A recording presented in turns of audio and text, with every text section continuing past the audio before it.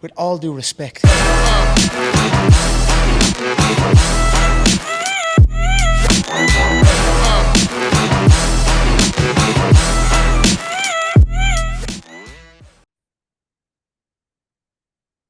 All right. Josh and Gray episode. It is, with all due respect, 23. Very good. And today, yeah, see? And today, You're getting good. I feel good on the intro. This is my 23rd intro. Mm-hmm. You've done some, we just kind of hit go and go. And I like today's topic is on exercise intensity. And I feel like me and you are going to be on one end or the other. I feel like I'm on one end. I think you're on the other, based on who we deal with in our population and what we do. Yeah. Right. Yeah. Right. You're in a fitness environment where you coach and teach people, right? Crew fitness. Mm-hmm. When you say, "Hey, Josh, I want to talk about exercise intensity," Mm-hmm. right? What motivated that? What inspired that? What subjects around exercise intensity? Yeah. What was the subject? What was the obviously something in my guess Came from something. Yeah, it came from something. It kind of chapped your ass a little bit, and then you want to talk about it. I feel like that's how it goes sometimes. That's how I feel like that's how a lot of our conversations with just us two go, but it's normally like, somebody's come to us and said something. Like Josh said, if you guys don't know, I do teach in a group fitness world. I'm in the fitness world every single day. And I just find I'm definitely two sides of the spectrum. Like there's not really a gray area for me here. I very seldom work with women who don't exercise enough, and I mostly have women that I work with, but I very seldom meet with women, work with women that don't get enough exercise or that are not intense enough. Like on my client roster of 20 people, there's maybe two that I've had to have that conversation with. The other that I work with exercise way too much. And I get the feeling of it. I understand because I was the same way when I first started. It's like, I got to pound calories. I got to pound calories. I got to work out in order to see the results that I want, because the thing for so long is move more, eat less, move more, eat less. Right. Which is a very that's a reduction. Broad. View, it's right? So broad. It's so broad. But majority of the time coming from a place of wanting to achieve fat loss, that is what it is. It's calorie deficit, move more, right? It's exercising, make sure that you're getting enough exercise. But the problem is that, and this can be credited to fitness studios sometimes. There's so many different forms of fitness nowadays that people either feel the need to go and try everything, or they feel the need to be at their studio or their place of working out like 7 days a week, 6 days a week. I had so many clients start at 6 days a week, and I'm just like, not necessary. It's not necessary. And at the end of the day, your body isn't having time to recover. So strength gains and losing weight and feeling recovered is very, very hard because you're overdoing it. So that's where that came from. I think a lot of that comes down to people's desire for other exercise to entertain them. Yeah, for sure. They want it to be entertaining. And I don't exercise for again, that's something I'm foreign to. But they're like, well, it's just not fun. Well, I just don't like it. Well, it's just not entertaining. Well, I like to mix up something every week. And like, I'll write programs for people and they're like, I gotta do it 6 weeks in a row. Yeah. 8 weeks in a row. I'm like, yeah, because you want to get good at something. Like strength is a skill. Yeah. I'm like, well, I like doing something different every day. Well, then you're never going to get results. Yeah. Right. It's like the desire for people to be entertained by everything. Yeah. And I'm like give and take with that sometimes. Like I totally agree in the structure of programming. Like I think there needs to be structure behind your programming. I don't necessarily think you have to be super repetitive every single day, but you need to be repeating the same movement patterns in some kind of way. So like if you should be squatting every week, you should be deadlifting every week. You should be like your basic movement patterns you should be completing each week. It doesn't mean you always have to have the same rep scheme, or like you could do pause squats, you could do front squats instead of back squats. Like that could always look a little bit different, but I agree with you. There has to be structure inside of your programming. But I think that's where the need to be different all the time is where we get confused with effectiveness, right? It's different and it's fun and it's entertaining and it's like 3 exercises mixed into one. And then it sometimes gets misconstrued with effectiveness, right? It's glitzy and glammy, and it's not always like, oh, well, now I haven't done a push press or a chest press in 4 weeks and I've forgotten how to do it. and I got to like remember how, and now I'm probably suffering as far as what weights I'm using because I don't feel confident in this movement. Right. Yeah. Um, I put it like this when I write programs for people. Throughout the week, there's going to be some sort of squat, hinge, lunge, push, and pull. Yep. For Exactly. some people, there's going to be a sprint. If it's an athlete, there's a carry, Hmm. there's a throw. Um, but I am working within different exercises Hmm. at varied intensities, Hmm. at different volumes, um, throughout the whole program. But the Right. basic movement patterns are there. I am under the feeling that a large majority of people don't understand what hard working out is. Yes. Yes. Like I They could don't, they 100% don't, they support don't that. know, they don't know what it means to work out hard. I have a client right now who's wonderful, down 20 pounds, ups and downs, uh, late 50s, is down 20 pounds. It's really dealt with, we really started basic with sleep and eating and, Hmm. uh, unlearning. If you listen to the podcast with, um, Allison Farnbach, Hmm. unlearning has been a big part of it with her. And what's awesome to see is that now she's lost weight. She's like, I think I want to try some sort of resistance training. Yeah. She Yeah. actually watched the Farnbach uh, podcast and goes, I think I need to be lifting something. How does that look? She Yeah. goes, let me start at home, right? So we did a very simple body weight squat step up. So she has a 15-pound dumbbell. We do some sumo dumbbell lifts. We do some one-arm rows, Yeah. shoulder slaps, and we do it in a little slow circuit. It takes her 20 minutes. And she goes, oh, I'm so sore. Yeah. And she goes, it's not like I'm a couch potato. It's not like I don't do anything. But she walks, she'll go to Pilates class once in a while, but it's not intense enough. Right. It's not Right. intense. It's not intensity. Right. So when Hmm. they put resistance training and actually stress the muscle, they're amazed at how sore they become at first Yeah. because it hasn't been high intensity training. It hasn't been any sort of load to the body.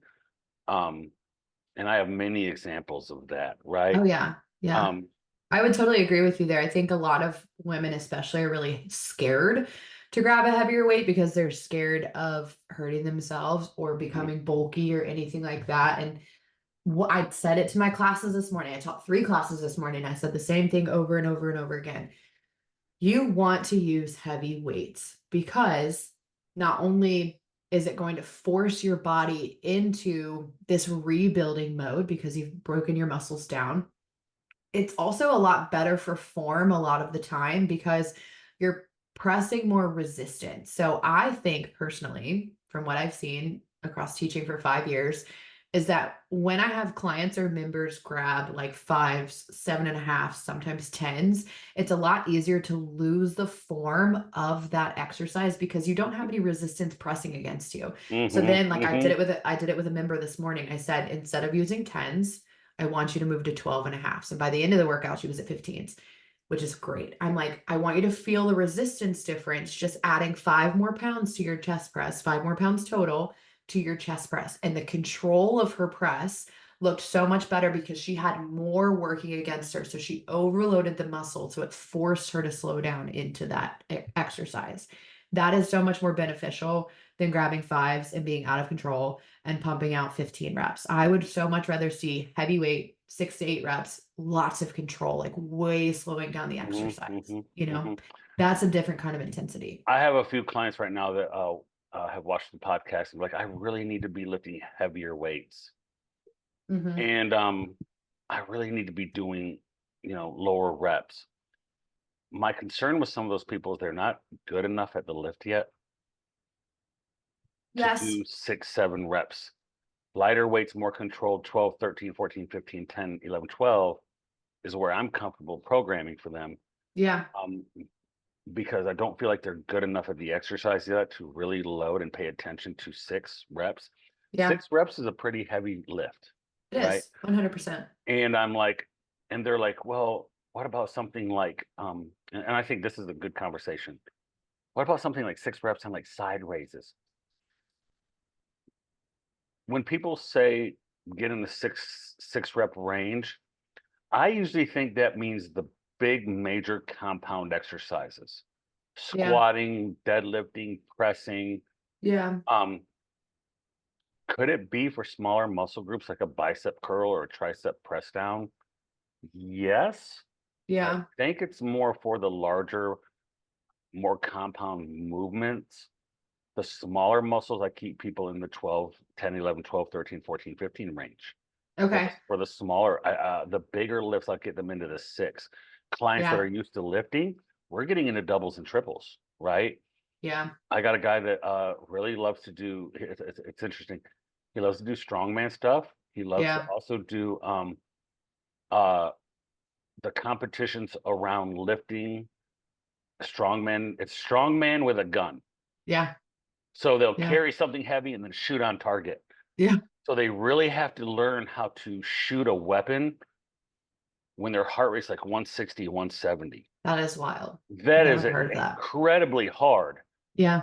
And he loves to do those kind of things. Man, we get into like 8 sets of 2 I deadlifts, love that. Love 8 that. sets of 2 Yeah. squats, Yeah. I think it plenty just of rest. depends. It depends. You know, like it depends on how heavy you're going. I will actually program some accessory work into 6 to 8 rep range when clients are working on getting stronger, Mm, working on that control. Because yeah. sometimes like a great one, for example, like hamstring curls or leg extensions. If I have a client that's like, all right, well, I can get 8 to 10 at 70 pounds, but I can't quite get that at 80 pounds. Perfect. You go 6 to 8 and you learn that control so that you can get heavier over time. You know Mhm, what I mean? mhm. But I agree. Most of the accessory work I keep at like an 8 to 12 rep range, just depending on what it is. And how much like coordination it takes. You know, sometimes I'll program like a single leg movement, like lunges at 6 to 8 because of the control of it. Like sometimes it just needs a little bit of a lesser rep range. But yeah, I think that's important to note is, you know, when that rep range goes lower in your program, you should be looking to increase control and weight. If you can't quite increase weight, then you increase control, you increase tempo. So you're going to go a I little love that. slower. I do Yeah, too. yeah. I have a kid right now who if you don't know what a par fracture is, Hmm. it's a facet of it's a fracture of the facet Yeah. of the vertebra. Yeah. Very common in gymnasts, football players, baseball players during puberty mostly. Um, they'll get a par fracture. Um, Many different reasons. Most of you are seeing it, kids improper loading. They'll get Yeah. improper loading during the Yeah. time they're most susceptible, and they'll get a little par fracture. Um, and he's just coming back from a par fracture. Been a really hard road, bilateral par fracture, and we're trap bar deadlifting for the first time in a long time. So what we do is we do a trap bar deadlift. He stands up with it and he counts to 5 on the way down. One, Yes. two, Love three, that four, eccentric. 5. Hmm. Boom, and then he stands up and you look over it and it's not so it's lightweight to be able to control it, but we make it difficult with the tempo. I know that's Time one of your under things. tension. Make it That difficult with tut. the tempo. Yeah. Yeah. And Manny jackhammers. Yeah. He just doesn't have that control. And changing making it more intense by managing the tempo of it. I think it's Yes. another way to to discuss tempo. Um, Yes. And not only is that good for like what I encourage my clients and my members for time under tension, I'm like, not only is that good for building strength, it's also amazing for core. It's amazing for your breath work. You've got to learn to slow your breath down, and it's amazing for your grip strength. So you're doing like a really beneficial thing with all things. And we really teach our members, or like when I'm training my clients, that that is a really great way to build strength, is to have that control over your exercise, is to slow it down. So if you're like, I'm at 15s, but I can't quite go to 20s yet, like do your 6 to 8, 10 reps mhm, with a 2 or 3 second mhm. tempo to it, to each part of the movement. I love Yes, tempo. Love yeah. it. Um, I think when the conversation on exercise intensity, we can't have that conversation without talking about rate of perceived exertion, Yes. right? Okay. I was thinking that too. Um, Yeah. you know, you have to ask people how hard was that set on a scale of 1 to 10. Hmm. You want to be in the 8.5 to 9. I used Yeah. to keep 1 rep in the tank. Yeah.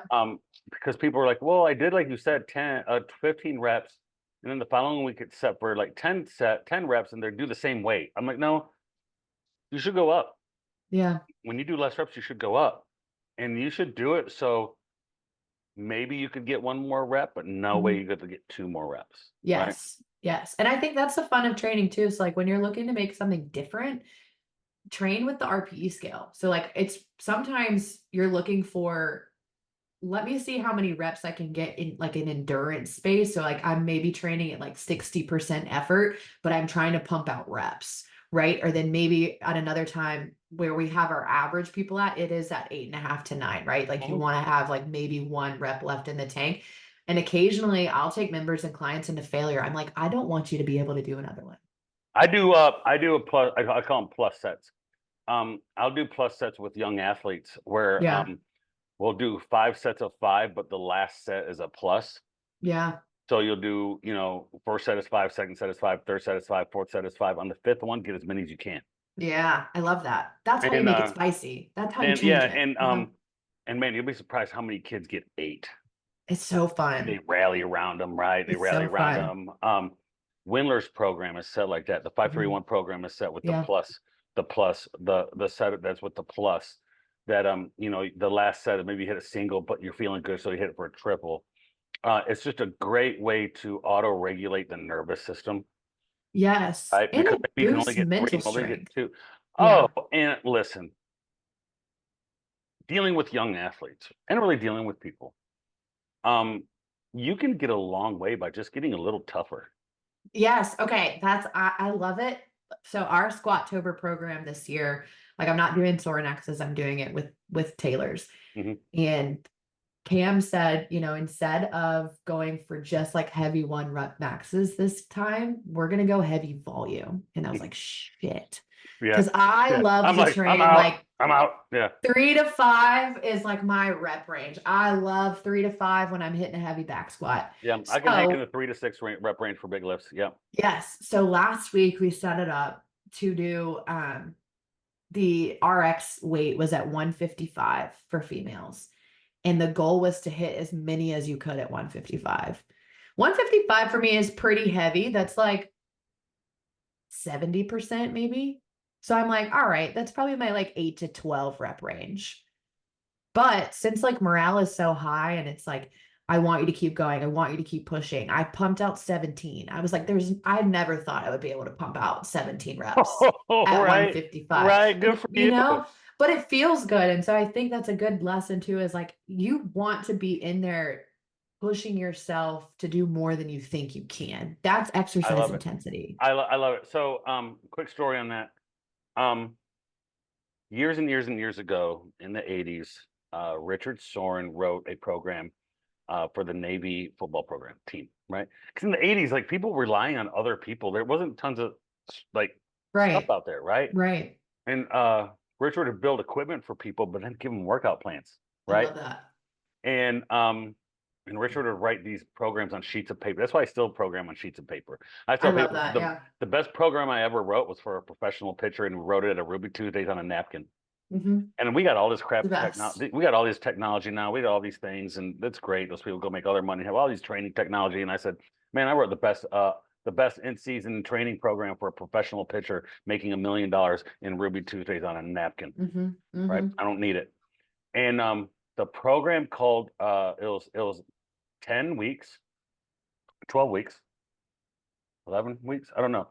I still have kids do this today. Like I still do this today, right? Yeah. It's 5 sets of 5 back squats, up 2% every week, with a 50% week at week 5, with a drop set of 20 at 70% of your final 5th rep. So it's 5 sets of 5. Yeah. Whatever Yeah. your best 5 is, Yeah. you Yeah. drop it to 70% and you hit it for 20, and you up 2%. You don't go up in the 5th week. But then you keep going up for 10. And That's so fun. listen, y'all, That's so fun. I had about 5 kids do it this week, this off season. 2 Mhm. kids didn't finish it, but the tough kids did. Yeah. Because the set of 20 is a gut check the night before. You are nervous for it. Hell yeah. And like my biggest ever, I want to say, was like a 265 for 20. Oh my God. And I had a couple boys reach up to about 225 for 20, 235 Mhm. for 20 this Mhm. year. And I said, you either get big and strong on this program or you quit. Because Yeah. the other day was a 7 set of 2 back squat, front squat, with a Yeah. 1 set of 8 with your finishing front squat weight. And this is and here's what it made kids do. At 12 or 13, you want to quit. Mhm. First off, you ain't quitting with Richard Soren sitting over top of you, bro. No, No. I will die. You're not Mhm. sitting when I'm sitting there going 13. You got 7 more. I said, think about it as 3 sets of 2 and a single. Yes, that's how I have to start counting. That's how I Yeah, have to yeah, yeah. start counting. 2 and 2. All right, 3 sets of 1, Yes. 2. Yes. I And got this. these kids got so mentally strong and tough to do things they didn't think they could do because we forced intensity. Yes. Yes. But that's the thing is like it's not only a physical intensity, it's a mental intensity. So that's like what I want you to always take from strength training is that like of course your goal is to get stronger physically, but you're going to get stronger mentally. And so when I walk into the gym now and I see 155 pounds, I'm like, I did that for 17 reps. I can do that for 5. I'm Yeah. going to be fine. I'm going to be There's fine. a You video of a know? strength coach in Australia and he trains his mom. And there's this big jet dude. And he did a time lapse of his mom, like doing a trap bar deadlift with just the bar. Yeah. And then she did a 25. And it's overtime with his mom. And every time he does something, he celebrates her. He celebrates his mom. His mom's like 65. And boom, the last video she did like 185 for something like 12. That's And it's crazy. and that's like That's crazy it out. bananas. And I'm like, that is so awesome to see. It's so awesome for people to see people push past something they can't do Yeah. from an exercise intensity, right? Yes. You ran a marathon. Blake Yes. Holloman, Blake Holloman, Blake Holloman, Yeah. he signed himself up for a marathon in November or December. Yeah. My physical therapist, Sean, um, signed him is doing jujitsu, signed himself up for a jujitsu tournament on a whim. I kind of Yeah. peer pressured him, but he didn't know. I said, just do it. Did do it. Yeah. Just do it. Yeah. And like as we get older, like we have to have those kind of things, man. Agreed. We've talked about that before, having competition always in your life, whether Yeah. it's like personal competition or team competition, it has to be there. It has to be there. I totally And agree. I think most people don't lift hard enough. Yeah. You get a lot of people, they love cardio, they love Pilates, they love to go to spin class. I don't discredit that. Yeah.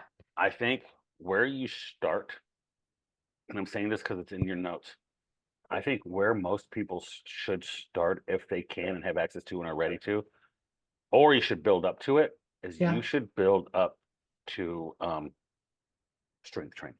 Yeah. 100%. I really do. So when we And talked about earlier, like being on two sides of the spectrum, I totally agree that majority of people that are coming into the gym 6 days a week are not lifting heavy enough, mhm, but it's because they're so damn tired from being in the gym 6 days a week that they cannot lift heavy enough.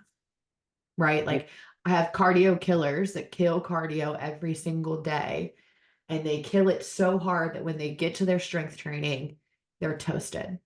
So I think there has to be a better balance if you're going to participate in a cardio based workout. There has to be a better balance of your strength to cardio ratio. So what does now what does a correct program look like Mhm. if you have access to everything? No, not every, listen, we have some people that don't leave their home, they don't have a gym membership. In a perfect world, what do you think the ideal program looks like? So I always encourage being, and I say this all the time, being a multidimensional athlete. I think that's the Mhm. most important thing you can do. I think strength training at a minimum of 3 times is what you need to be Okay. doing. Okay. Twice, if it's something that you struggle with, and maybe your third day you need a cardio day, I understand. 3 times per week of strength training at the absolute minimum. I do think you need at least one day of cardio that reaches your 3 and 4 zone. So your higher end. It doesn't have to be very long. It can be 15 to 20 minutes, but I think you need at least one day there. I think you need to be walking on your off days or walking almost every day to get your zone 1 and zone 2. And then some kind of recovery exercise. So again, that can be your walking. It could be something like yoga. I know that sounds like a lot in 1 week, and that's Hmm. why I love Spenga, because Spenga encompasses everything and has all of it for you in one go. But having something that trains your muscles and your mind, your recovery. So again, stretching, flexibility, walking, something like that, and your cardio. Those are the three most important things to me. I do 3-2-1. I do 3 lift, 2 cardio, 1 recovery, I mobility. love that. That's Three, perfect. two, one. That's what I try to get Yep. everybody to do. Now, Yep. there's some people right now, we're just doing 2 lift days a week And that's fine if because we're that's not where there. you're at. We're doing Yeah. two lift days a week and 3 walks a week, Yep. If right? that's where you're at, We're that's where you're we're at. we're gonna build the 3-2-1, right? Mhm. Because this client of mine that started lifting and got sore, I now say, okay, girl, we're in a muscle building thing now. Now your thing is protein every day, Yeah. lift or walk, and Yeah. now you're into a building muscle stage. Like we're trying to Yeah. build and sustain. Oh, up. We're Yeah. trying to build and sustain muscle. I use 3-2-1. One, it's simple, it's I easy, love that. I right? never Three, thought of a two, name one. like that. That's perfect. Um, I use the 3-2-1. We prioritize the strength. Hmm. Um, I want to segue into um cardiovascular work. So Yeah. um I have recently become more interested in my cardiovascular conditioning strictly from a heart health issue. Um, Yeah. I have a heart condition, have since my late teens, early 20s, a little bit of cardiac myopathy, a little bit of enlarged heart, irregular heartbeat early in my life. So, I mean, I have a little bit of plus, and you can call this controversial or not. I got the jab, right? I don't care what you say about that. You can say whatever you want, but it does affect the heart. Okay. Yeah. It does. Um, I don't believe anything anybody says about that. Everything's a controversy.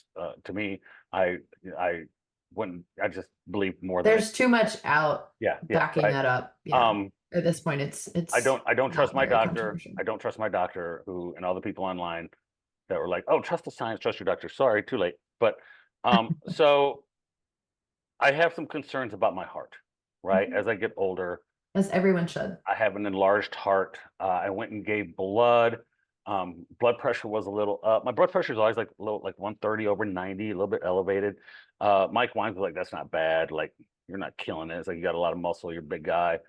I do jujitsu, but I want to do more about my heart. So I bought this Morpheus app because a jujitsu buddy of mine was interested in it. He owns Deepwater's Jiu-Jitsu.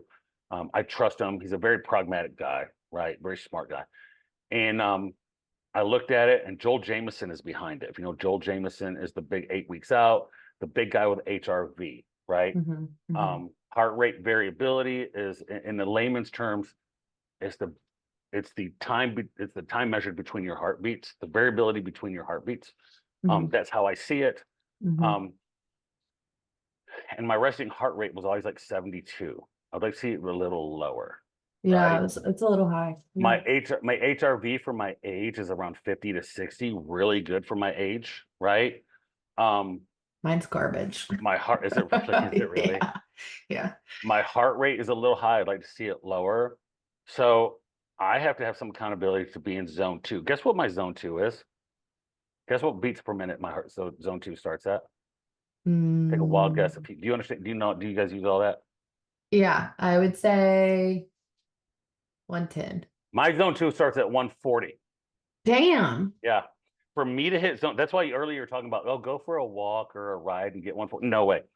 I did a reverse That's Tabata today. high. I did a reverse Tabata today, and my heart rate only got up to 122 on a reverse Tabata in 4 minutes. I was still in zone one. Like I Damn. have to work to get to zone two. That's crazy. I can go out and walk down to the mailbox, little speed walk, and get in zone two. No, my zone two is about 140. So, Wow. um, Tillman at Jiu-Jitsu started using the Morpheus app and connecting it to his heart rate when he does Jiu-Jitsu. And he's trying to do 5 minute rounds back to back to back to back to stay in zone two for about 25 minutes. Yeah. It's brutal. It's hard. Like It's it's hard. hard to be at 140. Sometimes you get to the red. Yeah. You have 1 minute in between rounds that his heart rate will drop like to 130, 120, but then it boosts right to 140, 150. Yeah. Um, I'm gonna start wearing it doing jujitsu because I don't want to do extracurricular activities for my heart Yeah. rate. See where you're at. No, Um, I think I've that's I have great. I have come to the conclusion that I have under intensity my cardiovascular work. Mm. And most people I lift do. hard. I do jujitsu hard. I lift hard. Yeah. I do not do a good job with my cardiovascular work to Most be in that people, zone 2. yeah, most people are that way though. Like, because there is, for a long time when I first got into personal training, there's the whole shtick of like, oh, you don't have to do cardio in order to lose weight. And it's like, no, you don't need to do cardio in order to lose weight. Like you No, could yeah. just strength train, but you do need to have cardiovascular health. So it is important to do cardio. And when you guys hear us talking about the zones of cardio, essentially how you can think about it is zone 1 is something like a lighter walk you could maintain having a Mhm. full conversation with somebody. Zone 2, you could still have a decent conversation with somebody, but it'd be a lot harder. You kind of have to catch your breath as you're doing your Mhm. cardio, Mhm. something you can maintain a little bit longer. Zone 1 you can maintain all day long. Zone 3 is like a shorter maintenance. It's almost impossible to have a conversation with somebody. You're maintaining it for a shorter amount of What time, zone like is a that? couple minutes. Zone 3. Zone Ooh, and 3. by zone 3, I feel like Hard mine heart conversation. attack. Yeah, Heart attack. it's very Zone 3 is hard. heart attack for me. Yeah. And then zone 4 is like full blast ahead. You cannot have a conversation. You don't maintain it very long. It's like quick burst of energy, like 15, 30 seconds tops, maybe a minute, depending on what you're doing. Yeah. And it depends on the athlete too, but that's, if you're listening, you're like, I don't know what my zones are. That's kind of how you can compare it. It's kind of like, I always compare it to what level of conversation are you at? Is your So HRV bad enough that you don't want to say it on no, well, I'll say it because I've been working on it, but it's just so hard to maintain it. I range between about a 33 and a 43, which is terrible.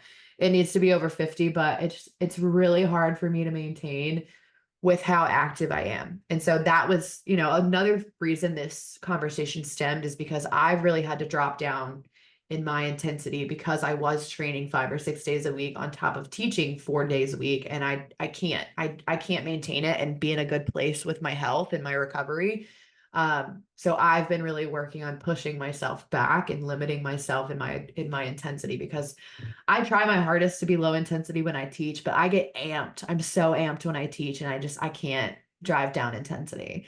So, so here's what happened to me the week of the storm. We're recording this if you're watching it at a different time. 1 week after the storm came through and washed out basically Asheville area, right? yeah. Yeah. Damaged a lot of part of Columbia, or a lot of Columbia more than they thought. Yeah. Augusta got hit pretty hard. Your area got hit hard. People without Yeah. power. Um, Thursday when the storm hit, we still had about 6 people show up at jujitsu, right? Because they were Yeah. meeting Saturday. I lifted that Monday and Wednesday.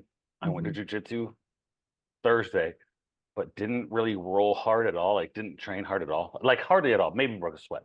So I Yeah. mean, I rolled so light. I was like, I could wear this rash guard on Saturday, but I didn't because that would have been gross.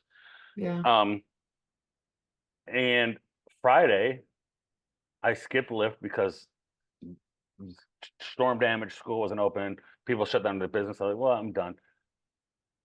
My highest heart rate variability ever recorded with my best resting heart rate with my best sleep ever was that Friday night. Yeah. So what does that tell you? I lifted You Monday, need to Wednesday. rest. I lifted Yeah. Monday, Wednesday. Yeah. Thursday, I barely did anything from Yeah. cardio perspective. I didn't do nothing on Friday.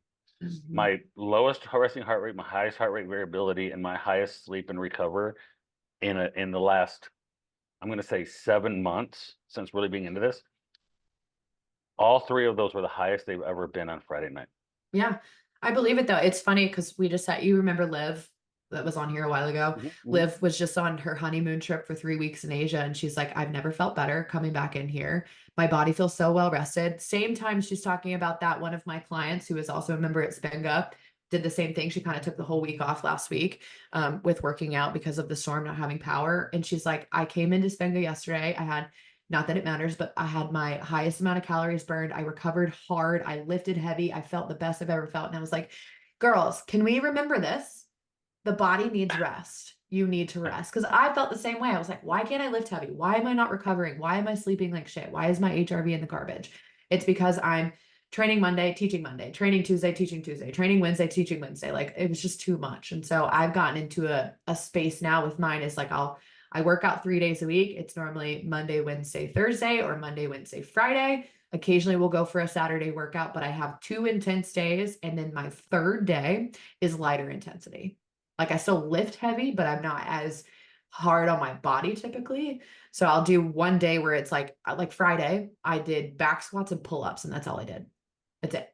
But I moved. I moved for an hour Let me because ask you this. yeah. Do you think working in zone 2 2 days a week can help my recovery?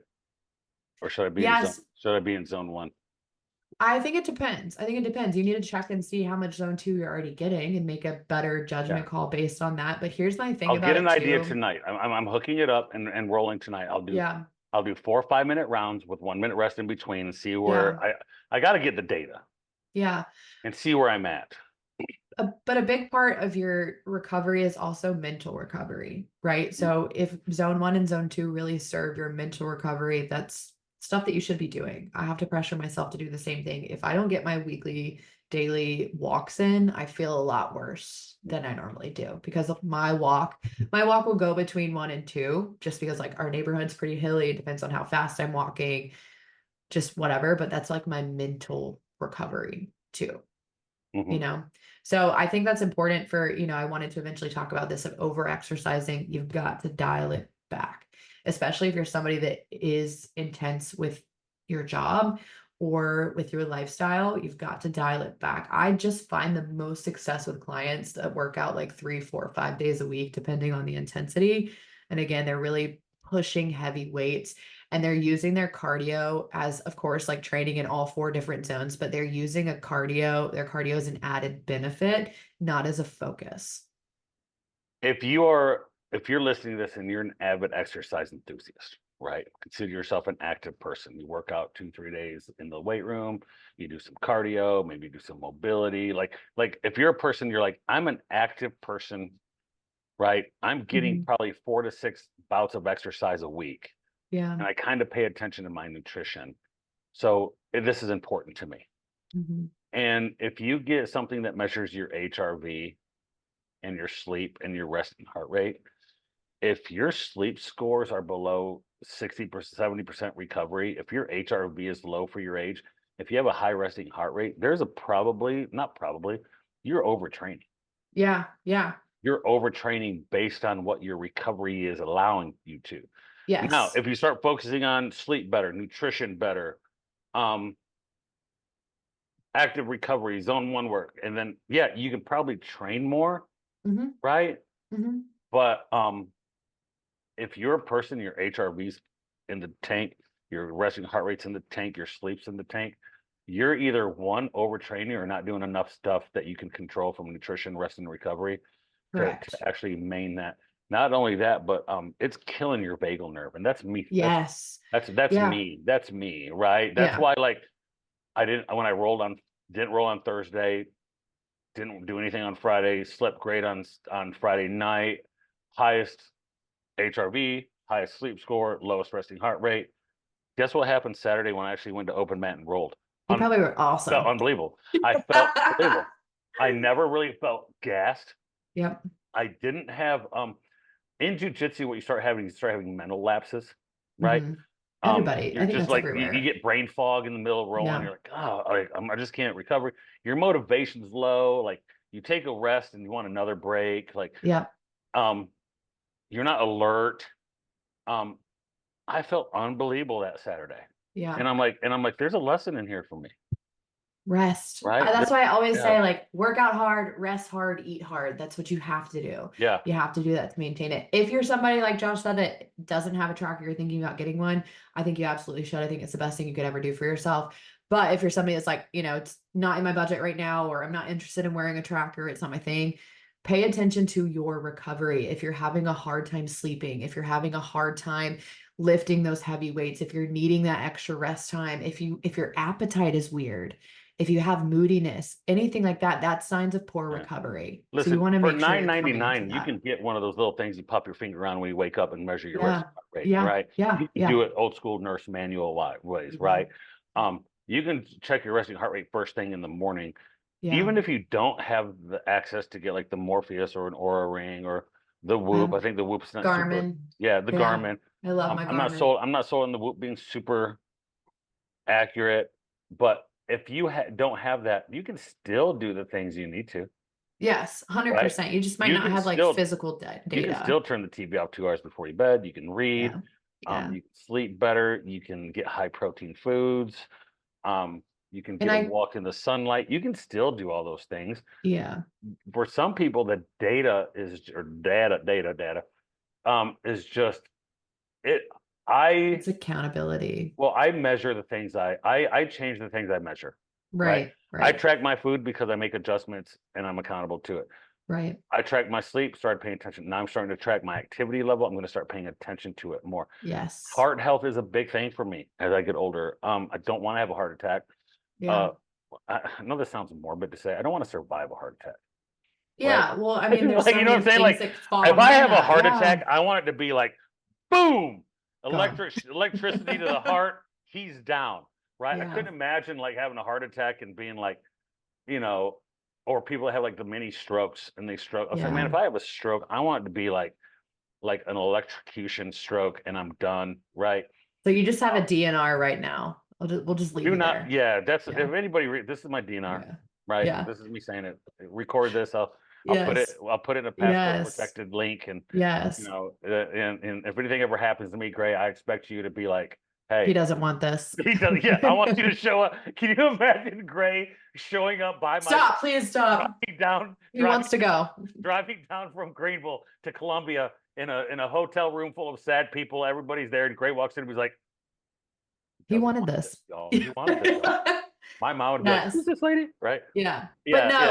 like take care of yourself, because I think the best thing too is when somebody will come to me after they've been like really working hard on the recovery and sleep side of this, and they're like, I feel so much better. Like I didn't even realize how bad I was feeling, because I felt that for so long. When I started working on my sleep during COVID, when we were forced to be in the house, I was like, I didn't even realize how shitty my sleep was, how awful it was. And now, after like a weekend I just had, I wake up today feeling awful. And I'm just like, this is why I love to sleep. I love to take care of myself. I love to feel recovered, rested, all those things, you know? Wow. Yeah. Again, one thing I think that data can do for you is I get a lot of people who are like, "Oh, I sleep great. I don't need to measure it." Then they measure Until it. they They're like, sleep "Yeah," great. until Yeah. they measure it. They're, well, Yeah. I think there's probably a lot of people out there like, I work out really hard, and they A don't. lot of people will tell me that, and then I'll see them and I'll be like, No, you don't. not Yeah. hard enough. Like Here's you my should be sweating and out of breath and intense, but you don't have here's to my do it favorite 6 one. days a week. My favorite one is this. I've been crushing my nutrition. I just know it, and I've not lost any weight. Yeah.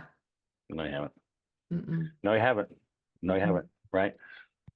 If You you're have not not. seeing progress, there's something wrong. There's Yeah, something that you're not doing. yeah. I get an I pretty much eat the same thing every day. I'm doing 1,700 calories. I know it. I'm doing it every Yeah. day. No, you're not. And then shocking, it's like 56 grams of protein and 200 grams of carbs and Yeah, and it's like 2,100 yeah, calories. yeah, and Yeah. you're like, Yeah. right. Hmm. Um, most people don't work out as hard as they think. Most people aren't as accurate as they think. Most people aren't as consistent as they think in everything they do. I Yeah. And think. you know what? Just to touch on it a little bit while we were talking about wearables, don't track exercise calories. It's Oh, not no, don't track them. accurate. No, that's not. It's horrible. It's Right. not accurate. It's sometimes like I've turned my watch on and I'll let it track just because I like to see the variation and stuff. You know, Mhm. I know it's not 100% accurate, but I always like to see it, and I like to track that I've done a workout because it makes me feel accountable to my workouts.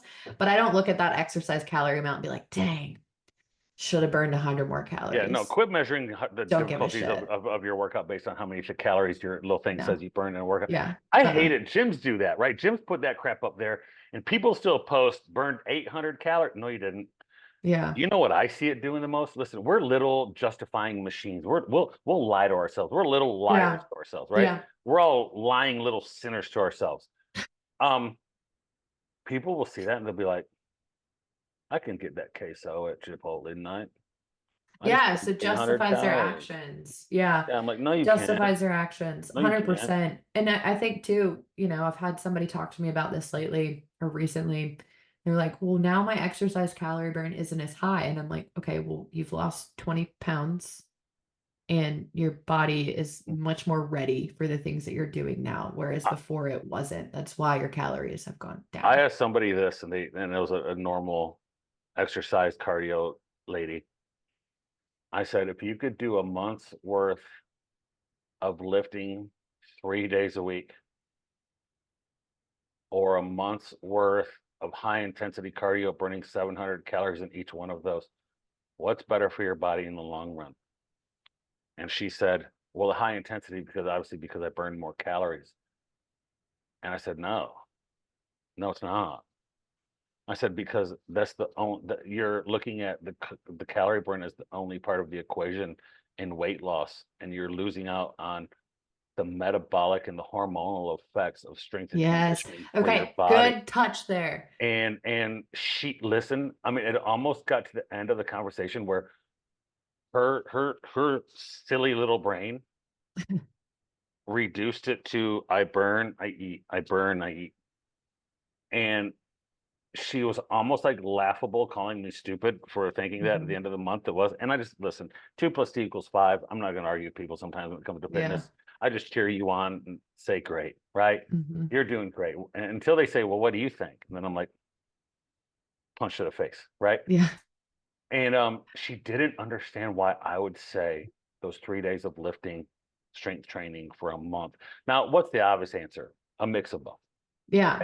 Correct. But if somebody's going to come to me and say, I'm going to do high intensity, high intense cardiovascular, 45 to an hour each time, burning 700 calories according to my little liar watch, um, or lifting 3 days a week, I'm going to tell them to lift Yeah. intense and strength. I think that's a good point that you brought up. And this would be a great thing that we could dive into at another time as far as exercise effects on your hormones. And I know we talked a little bit about that with Allison, Yeah. but just diving back into that because it's not only for muscle building and fat loss and mental health, it Mhm, is hormones and your metabolism and so mhm, much of your inside. So you have mhm. to think about that too when you're choosing to exercise. What am I doing for inside of my body? Am I I doing had anything somebody beneficial? ask me if I wore a continuous glucose monitor, Hmm. and this person was talking to me about the benefit of low carbohydrates.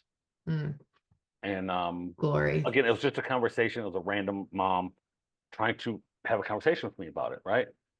And I was like, no, I'm probably not gonna wear run. And she's like, well, what's your carb intake like? What's your sugar? How do you know? Like, and I said, one, I think you can still spike. Like Jordan Site did a pretty good self test that he lost like Yeah. 15 pounds and spiked his sugar like one time a Yeah. day, like, and he still Yeah. lost weight. Like, so I didn't even want to get into that, right? I said, I have really high insulin resistance. I said, I can do 400 to 500 calories, 400 to 500 grams of carbohydrates a day. Like around 2,000 calories of my diet can be carbohydrate intake, and I'm Hmm. and I'm pretty lean. Hmm. Exactly. And she's like, well, how? She's like, that blows her mind. She's like, so I said, well, I lift heavy. I got a lot of muscle. I've done it for 20 years. Um, do jujitsu, sleep well. I say, it takes a lot to fuel my body, Hmm. right? Like it's a lot. Yes. And Yes. she was blown away because she made we're talking about food, and she's like, well, obviously you don't eat bread. So it don't look like you eat bread. I'm like, bread, I'll eat a half a loaf. Like, I what know. you I love when talking people say about? that shit to What me. you talking? Well, you never eat bread.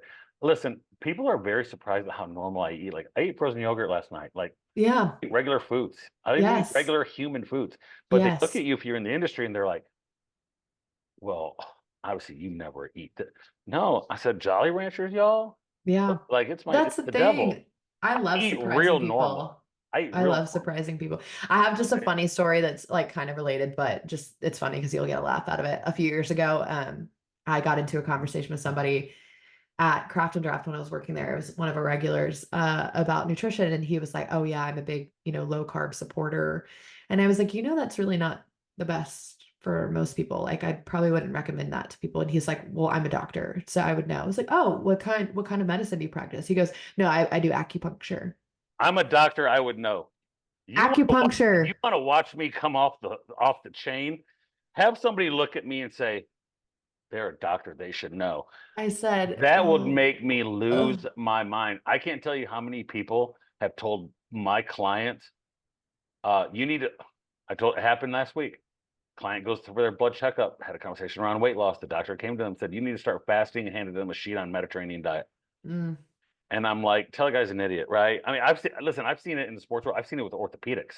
I've seen girls get cleared for ACL tears, and we'll do testing on them and say they're not ready. It's like, oh, they're ready. The science shows they're ready. It's like, no, they're probably going to get hurt multiple times where they've been cleared to play. I said they're not ready. They need another 6 weeks. They go out and play. They retore an ACL or did some kind of other it's damage. crazy to me, And dude. it's the parents go, well, they're a doctor, they should know. No, they don't. Yeah. No, they don't. Yeah. You know what your orthopedic's really good at doing? Cutting, sewing, and tying knots. He doesn't even do the most important part. Putting you to sleep and waking you up is the Yeah. most important part. Right? Yeah. I've said it before. I do not listen to general practice people on health and wellness and nutrition There, at all. yeah. No, At and all. I I got a think cold, like I need a Z pack, order it. yeah. Yeah. That's where I endlessly get frustrated sometimes because I do think sometimes my advice isn't taken seriously. And I'm I a get doctor, it. I would know.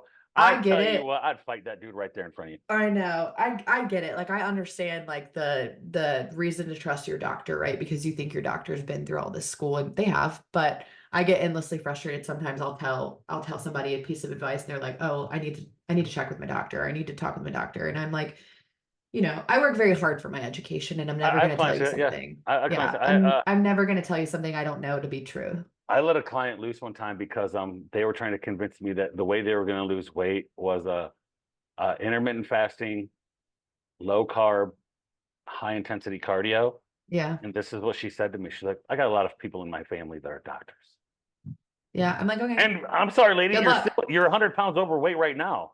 Yeah, good Have luck. you been listening to them? Have you Good been luck. listening to them? Yeah. Are you 100 Yeah. pounds overweight because you're been listening to them? Yeah. Right? Yeah. I was like, Exactly. I don't care. I don't care. Listen, so many doctors right now in this atmosphere are doctors used to be against each other, right? Orthopedics used to like all hate each other, and they've tried to come. Family practice people, you see it. They're all trying to hold on to a certain amount of power and status quo, Yeah. all coming together to try to support each other because they know that the modern form of Western medicine has failed us. They're bought off, they're paid off, they're prescribers, they're not health practitioners anymore, Yeah. right? Yep.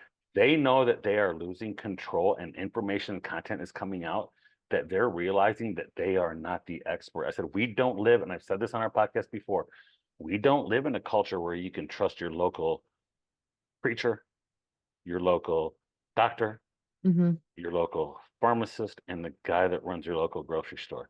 Yeah. Years ago, we grew up in a culture where those four people were pillars of the community. Right. Right. Guess what most of those four people are now? Crooks. Crooks. I was gonna say the same thing. Paid off. A lot of them, Paid off. and I And there are understand good it too. doctors, right? They're great Yeah. ones and they go through school Mhm. and I understand the fight sometimes against their education because a lot of the stuff that they do is a very benefit like we need them. We Yeah. absolutely need them. But no, that was just a funny story to me. And I just, your doctor doesn't always have the best advice. And I think it's hard to navigate through the bullshit. We talk about this all the time, Listen, but I have a at friend in least med from school. our end, we do a lot for our education. I have a friend that's going through residency right now. Not our buddy Mike, but a friend that's going through residency right now. He does jujitsu with me. He's big into nutrition. He actually had a doctor tell him recently. He goes, I don't believe in lifestyle change. People won't do it. I just think people just want pills given to them. Said it to him during his rotation. A doctor, general practice, guys. I don't believe in lifestyle change. People are only going to change through a pill, and prescribing is the only way to get people into health.